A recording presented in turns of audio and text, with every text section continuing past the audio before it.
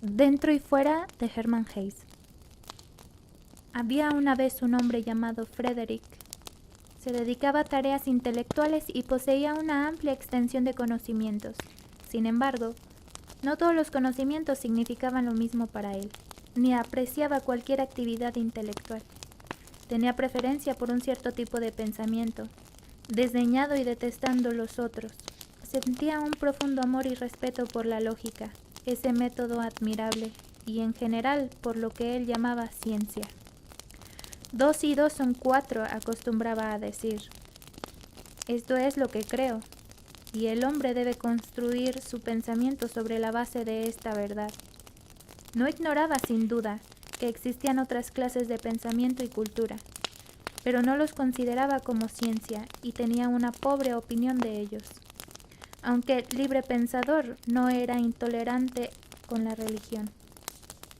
La religión estaba fundada en un tácito acuerdo entre científicos. Durante varios siglos, su ciencia había abarcado casi todo lo que existía sobre la Tierra y era digno de conocerse, con una sola excepción, el alma humana. Con el curso del tiempo se convirtió en costumbre abandonar esta materia a la religión y permitir sus especulaciones sobre el alma, aunque sin considerarla seriamente. Según esto, Frederick era también tolerante en lo referente a la religión. No obstante, todo lo que significaba superstición le era profundamente odioso y repugnante. Pueblos lejanos, incultos y retrasados podían recurrir a ella. En la remota antigüedad podía admitirse el pensamiento mítico o mágico, pero con el nacimiento de la ciencia y de la lógica, esas anticuadas y dudosas herramientas carecían de sentido.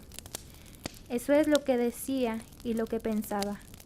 Cuando algún vestigio de superstición aparecía ante él, se encolerizaba y sentía como si hubiese sido atacado por algo hostil.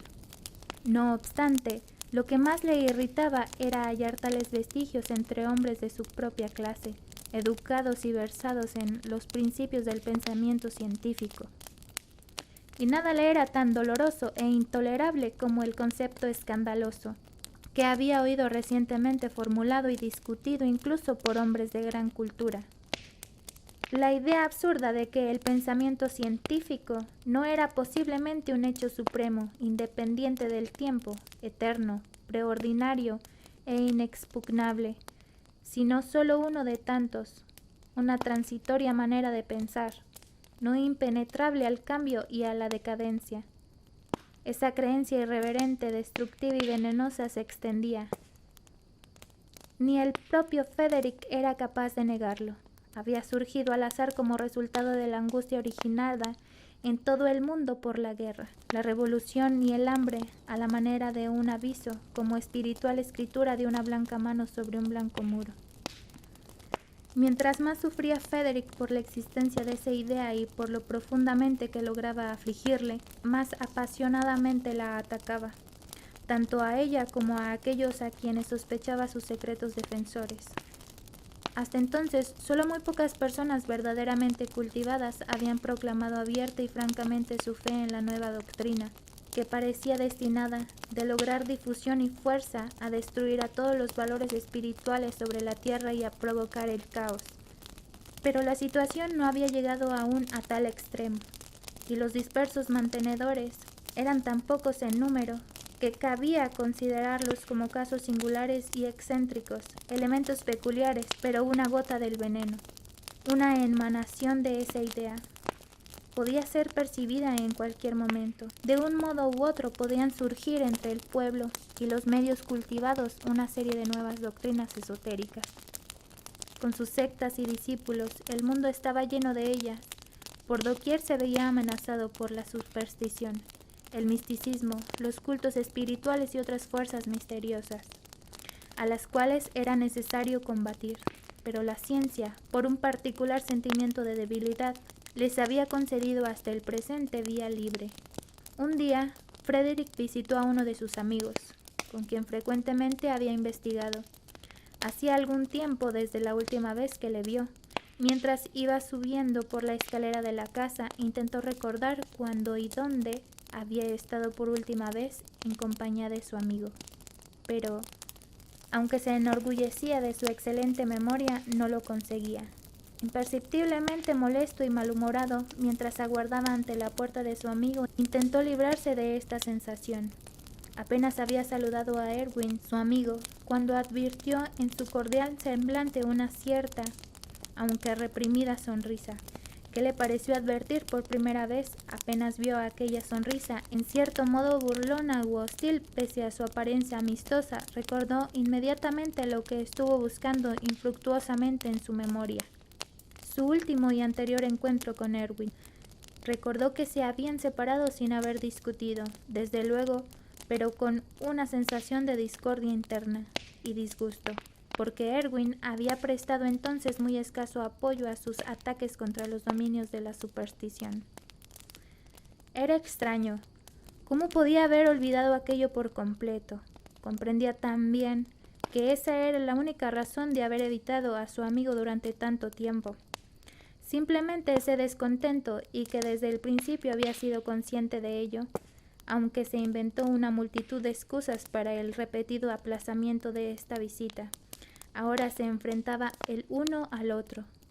Frederick sintió que la pequeña grieta de aquel día había experimentado un tremendo ensanchamiento. Intuyó que algo fallaba entre él y Erwin, que hasta entonces siempre estuvo presente, una aura de solidaridad, de espontánea comprensión, de afecto incluso. Ahora existía un vacío. Se saludaron, hablaron del tiempo, de sus conocidos, de su salud y, Dios sabe por qué, a cada palabra, Frederick tuvo la molesta sensación de que no comprendía bien a su amigo, de que Erwin no le conocía realmente, de que sus palabras estaban errando el blanco, de que no era posible hallar ninguna base común para una verdadera conversación. Con mayor motivo por cuanto Erwin exhibía aún en su rostro aquella amistosa sonrisa que Frederick estaba empezando casi a odiar. Durante una pausa en la laboriosa conversación, Frederick miró en torno suyo al estudio que conocía tan bien y vio una hoja de papel clavada en un alfiler en la pared. Esta imagen le conmovió extrañamente, despertando antiguos recuerdos. Hacía mucho tiempo, en sus años de estudiante, Erwin tenía ese hábito. A veces, para conservar el dicho de un pensador o el verso de un poeta frescos en su mente. Se levantó y se dirigió hacia la pared para leer el papel. Allí, en la bella escritura de Erwin, leyó las siguientes palabras: Nada está afuera, nada está dentro, pues lo que está afuera está adentro. Pálido, permaneció inmóvil durante un momento. Allí estaba. Eso era lo que temía. En otra ocasión, habría ignorado aquella hoja de papel. La habría tolerado caritativamente como una genialidad, como una debilidad inocente a la que cualquiera estaba expuesto, quizá como frívolo sentimentalismo que pedía indulgencia. Pero ahora era diferente. Sintió que esas palabras no habían sido escritas por un fugaz impulso poético. No era por capricho que Erwin hubiera vuelto después de tantos años a la práctica de su juventud. Aquella frase era una confesión de misticismo. Lentamente se volvió para mirarle al rostro, cuya sonrisa era de nuevo radiante. «Explícame esto», exigió. Erwin hizo un gesto afirmativo con la cabeza, lleno de amistad. «¿Nunca has leído este dicho?» «Naturalmente», gritó Frederick. «Claro que lo conozco. Es misticismo, es gnosticismo. Quizás sea poético, pero... De todas formas, explícamelo y dime por qué lo has puesto en la pared». «Con mucho gusto», dijo Erwin.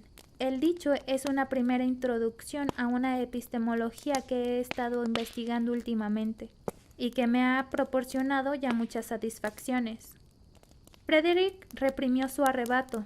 Preguntó: «¿Una nueva epistemología? ¿Qué es? ¿Cómo se llama?» «Oh», contestó Erwin, «únicamente es nueva para mí. Es ya muy antigua y venerable. Se llama magia». La palabra había sido pronunciada, asombrado y sobrecogido por tan cándida confesión. Frederick comprendió con un estremecimiento que se hallaba enfrentado cara a cara con el archienemigo, que la persona de Erwin no sabía si estaba más cerca de la rabia o de las lágrimas. Le poseía un amargo sentimiento de irreparable pérdida. Durante una larga pausa permaneció callado. Luego, con una pretendida decisión en su voz, atacó. ¿Así que deseas ahora convertirte en un mago? Sí, contestó Erwin sin vacilar. Una especie de aprendiz de brujo, ¿eh? Ciertamente. Hubo tanta quietud que podía oírse el tic-tac de un reloj en la habitación continua. Frederick agregó después. Esto significa que abandonas toda relación con la ciencia seria y por lo tanto toda relación conmigo. Espero que no sea así, contestó Erwin, pero si no hay otro remedio, ¿qué puedo hacer? ¿Qué puedes hacer? Estalló Frederick. Toma, rompe de una vez por todas con esa puerilidad, con esa vil y despreciable creencia en la magia. Eso puedes hacer si deseas conservar mi respeto. Erwin sonrió un poco, aunque también su alegría se había desvanecido. Hablas como si... murmuró, tan suavemente que a través de sus quedas palabras la irritada voz de Frederick aún parecía resonar por toda la habitación. Hablas como si eso estuviese dentro de mi voluntad, como si me quedara elección. Frederick, no es ese el caso. No tengo ninguna elección. No fui yo quien escogió la magia. Ella me escogió a mí. Frederick suspiró profundamente. Entonces, adiós, dijo hastiadamente y se levantó, sin ofrecerle su mano. Así no, exclamó Erwin. No debes separarte de mí de ese modo. Imagina que uno de nosotros yace en su lecho de muerte, y en verdad que así es, y que debemos decirnos adiós. Pero ¿quién de nosotros va a morir, Erwin? Hoy probablemente yo, amigo mío. Cualquiera que desee nacer de nuevo debe estar preparado para morir. Una vez más, Frederick se dirigió a la hoja de papel y leyó el dicho. Muy bien, admito al fin, tiene razón. No sirve para nada separarnos con ira. Haré lo que deseas. Imaginaré que uno de nosotros se está muriendo. Antes de irme, quiero pedirte una última cosa. Me alegro, repuso Erwin. Dime, ¿qué atención puedo demostrarte en nuestra despedida? Repito mi primera pregunta, y esta es también mi petición. Explícame ese dicho lo mejor que puedas. Erwin reflexionó un momento y luego dijo: Nada está fuera, nada está dentro. ¿Conoces el significado religioso de esto? Dios está en todas partes. Está en el espíritu y también está en la naturaleza. Todo es divino porque Dios es todo. Antiguamente esto recibía el nombre de panteísmo, en lo que concierne al significado filosófico. Estamos acostumbrados a separar el dentro del fuera en nuestro pensamiento. Sin embargo, esto no es necesario. Nuestro espíritu es capaz de superar los límites que hemos fijado para él.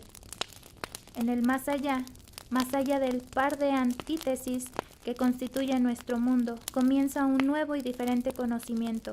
Pero, mi querido amigo, debo confesarte que, desde que mi pensamiento ha cambiado, ya no existen para mí palabras ambiguos ni dichos. Cada palabra tiene decenas, centenares de significados, y ahí empieza lo que temes, la magia. Frederick frunció las cejas y estuvo a punto de interrumpirle, pero Erwin le miró de forma desarmante y continuó. Hablando más distintamente, déjame dejarte un ejemplo. Llévate algo mío, cualquier objeto, y examínalo un poco de cuando en cuando. Pronto el principio del dentro y el fuera te revelará uno de sus muchos significados. Dio una ojeada en torno a la habitación, tomó una pequeña estatuilla de arcilla de un anaquel y se lo dio a Frederick diciendo: Toma esto como regalo de despedida. Cuando este objeto que coloco en tus manos cese de estar fuera de ti y esté dentro de ti, ven a mí de nuevo. Pero si permanece fuera de ti tal como está ahora, para siempre, entonces esta separación tuya de mí será también para siempre. Frederick quiso hablar todavía, pero Erwin tomó su mano, la estrechó y se despidió de él con una expresión que no admitía réplica. Frederick se retiró. Descendió la escalera. Qué largo le pareció el tiempo desde que la había subido. Se dirigió a través de las calles a su casa, perplejo y angustiado, con la pequeña figura de barro en la mano. Se detuvo frente a su morada. Apretó fieramente el puño sobre la estatuilla durante un momento y sintió un irresistible impulso de romper el ridículo objeto contra el suelo. Nunca se había sentido tan agitado, tan movido por emociones antagónicas. Buscó un lugar para el obsequio de su amigo y puso la figura en la parte superior de un estante de su librería. Por el momento la dejó allí. Ocasionalmente, según fueron pasando los días, la miró, meditando sobre ella y sus orígenes, considerando el significado que tan disparatado objeto iba a tener para él.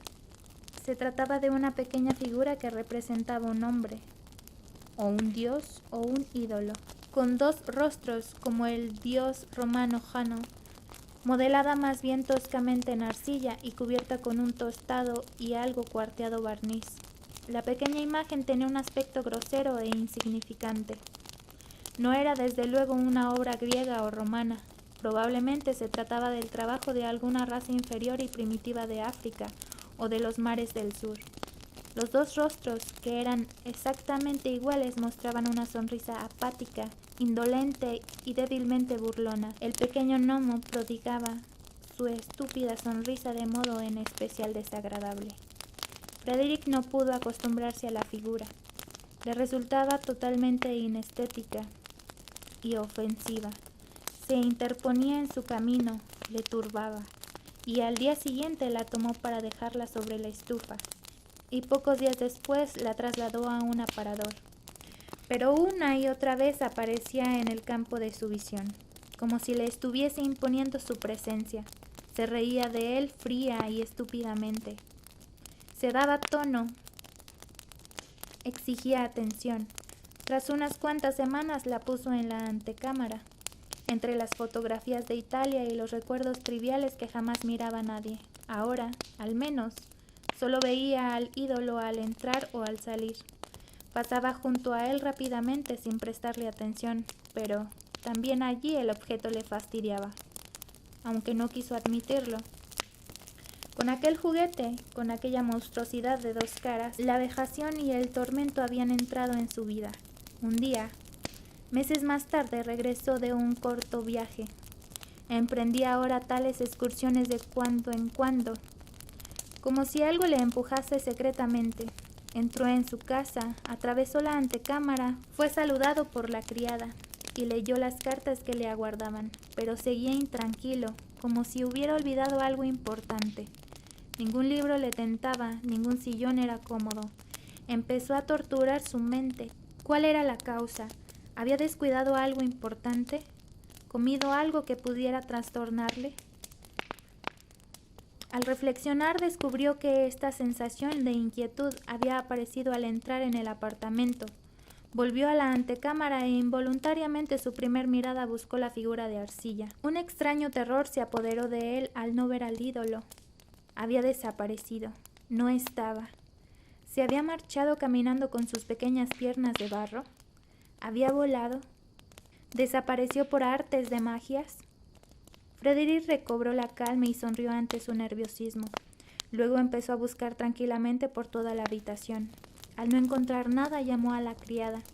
Parecía turbada y admitió enseguida que se le había caído el objeto mientras limpiaba. ¿Dónde está? Ya no estaba en ninguna parte. Tan sólido como aparentaba ser el pequeño objeto, ella lo tuvo a menudo en sus manos. Sin embargo, se había roto en 1000 pedazos. Llevó los fragmentos a un taller donde simplemente se rieron de ella. Luego los había tirado.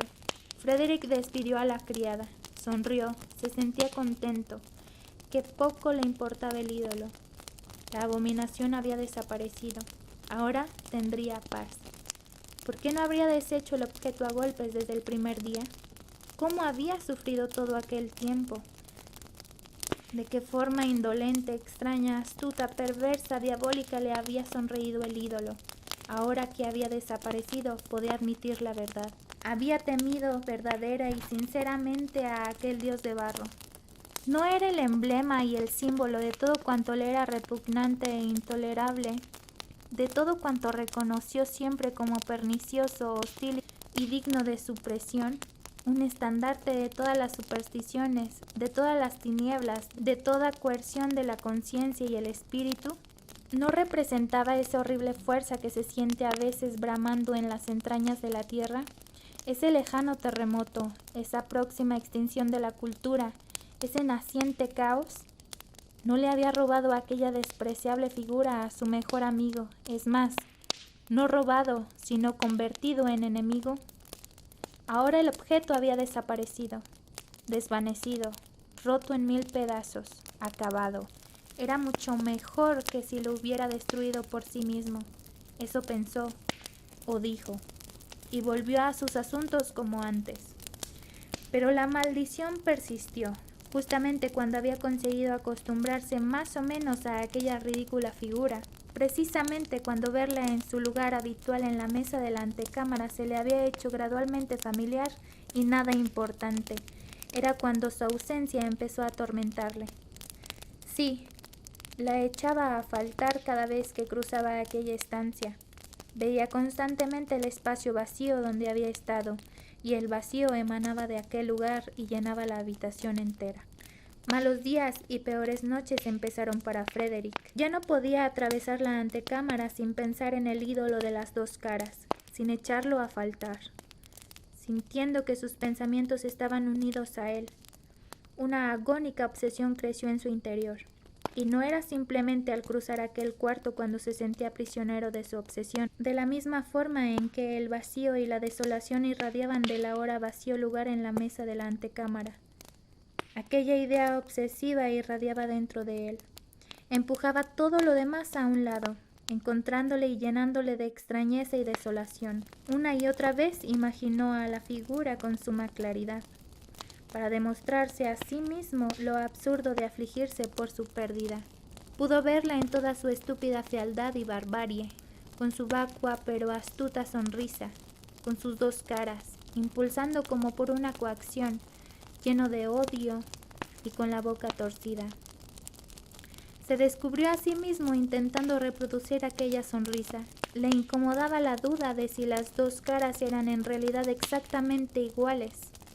¿No tenía una de ellas, quizás simplemente por una pequeña aspereza o cuarteo en el barniz, una expresión algo distinta? Algo raro, algo enigmático. Qué peculiar era el color de aquel barniz. El verde y el azul y el gris, pero también el rojo, se mezclaban en él. Un barniz que ahora hallaba a menudo en otros objetos, en una reflexión del sol de la ventana o en los reflejos de un húmedo pavimento.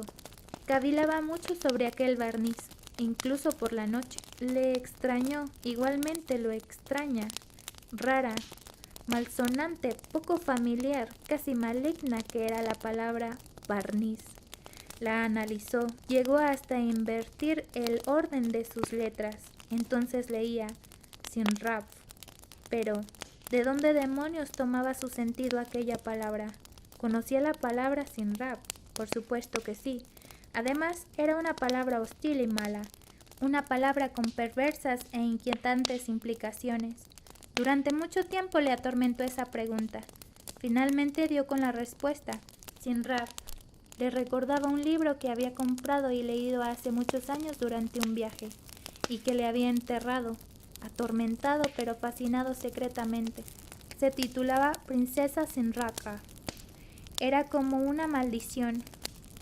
Todo lo relacionado con la estatuilla, el barniz, el azul, el verde, la sonrisa, significaba hostilidad. Eran sinónimos de torturas y venenos. ¿De qué forma tan peculiar en otro tiempo Erwin, su amigo, había sonreído mientras ponía el ídolo en su mano? Una forma muy peculiar, muy significativa, muy hostil. Frederick resistió valientemente y muchos días, no sin éxito, la tendencia obsesiva de sus pensamientos. Presentía el peligro claramente, volverse loco. No, era mejor morir. La razón es necesaria, la vida no. y se le ocurrió que quizás eso era la magia, que Erwin, con la ayuda de aquella figura, le había encantado de cierto modo, y que debería sucumbir en un sacrificio como el defensor de la razón y la ciencia contra aquellos funestos poderes. Sin embargo, de ser así, si eso era posible, la magia existía, la hechicería existía. No, mejor era morir. Un doctor le recomendó paseos y baños. A veces, en busca de distracción, pasaba la noche en una posada, pero no le sirvió de nada. Maldecía a Erwin y se maldecía a sí mismo. Una noche, como solía hacer ahora con frecuencia, se retiró temprano y estuvo inquieto en la cama. Imposibilitado de dormir, se sentía indispuesto e intranquilo. Deseaba meditar, deseaba hallar tranquilidad, decirse cosas reconfortantes, tranquilizadoras, frases de recta serenidad y claridad. 2 y 2 son 4. Nada vino a su mente. En un estado casi de delirio musitó sonidos y sílabas para sí. Gradualmente las palabras se formaron en sus labios y varias veces, sin comprender su significado, repitió la misma frase para sí, como si hubiese tomado forma en él de algún modo. La murmuró una y otra vez, como si absorbiese una droga, como si en ella buscase a tientas su camino hacia el sueño que le eludía en el estrecho sendero que bordeaba el abismo. Pero súbitamente, al levantar un poco la voz, las palabras que se estaba musitando penetraron en su conciencia. La conocía. Sí, ahora estás dentro de mí. E instantáneamente comprendió, supo lo que significaban, que se refería al ídolo de arcilla, que entonces, en aquella hora gris de la noche, se había cumplido puntualmente y exactamente la profecía que Erwin le había hecho un espantoso día. Que la figura que sostuvo desdeñosamente en sus dedos ya no estaba fuera de él, sino dentro de él. Pues lo que está fuera está dentro. Incorporándose de un salto, experimentó como si le estuvieran haciendo una transfusión de hielo y fuego. El mundo vacilaba a su alrededor. Los planetas le miraban fija y alocadamente. Encendió la luz, se puso algunas ropas, abandonó su cama y corrió en plena noche hacia la de Erwin. Vio una luz encendida en la ventana del estudio que conocía tan bien. La puerta de la casa estaba abierta. Todo parecía estar esperándole. Subió precipitadamente la escalera, penetró con paso inseguro en el estudio de Erwin y se apoyó con temblorosas manos sobre la mesa. Erwin se hallaba sentado junto a la lámpara, bajo su suave luz, pensativo y sonriente. Cortésmente Erwin se puso en pie. «¿Has venido? Eso está bien». «¿Has estado esperándome?», preguntó Frederick. «He estado esperándote, como sabes, desde el momento en el que te fuiste de aquí con mi pequeño obsequio». «¿Ha sucedido lo que dije entonces?». «Ha sucedido», admitió. «El ídolo está dentro de mí. Ya no puedo soportarlo más». «¿Puedo ayudarte?», preguntó Erwin. «No lo sé. Haz lo que quieras. Explícame más acerca de tu magia. Dime si el ídolo puede salir de mí otra vez». Erwin puso su mano sobre el hombro de su amigo, le condujo hacia el sillón y le obligó a sentarse en él. Luego dijo cordialmente, en un casi fraternal tono de voz: «El ídolo saldrá de ti otra vez. Ten confianza en mí. Ten confianza en ti mismo. Has aprendido a creer en él. Ahora aprende a amarlo. Está dentro de ti, pero continúa muerto. Es aún fantasma para ti. Despiértalo, háblale, pregúntale, pues es tú mismo. No le odies, no le temas, no le atormentes, como has atormentado a ese pobre ídolo, que sin embargo eras tú mismo, como te has atormentado a ti mismo». «¿Es ese el camino de la magia?», preguntó Frederick. Se hallaba profundamente hundido en el sillón, como si hubiera envejecido, y su voz era débil. «Ese es el camino», contestó Erwin, «y quizás has dado ya el paso más difícil.